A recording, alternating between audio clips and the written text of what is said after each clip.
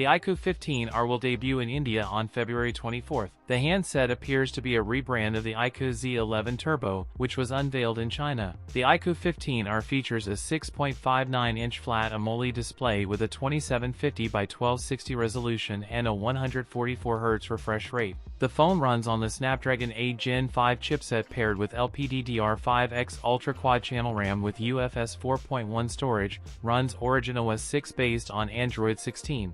The phone comes equipped with a 200MP large sensor main camera, an 8MP ultra-wide camera, a 32MP selfie camera. The 15R houses a 7600 mAh Blue Ocean battery. It supports 100W ultra-fast charging and bypass charging. The iQOO 15R will also be sold in India on Amazon.in, in addition to the iQOO India online store. That's it for today's video. If you enjoyed it, don't forget to like, comment, and subscribe for more content. Thanks for watching, and I'll see you in the next one.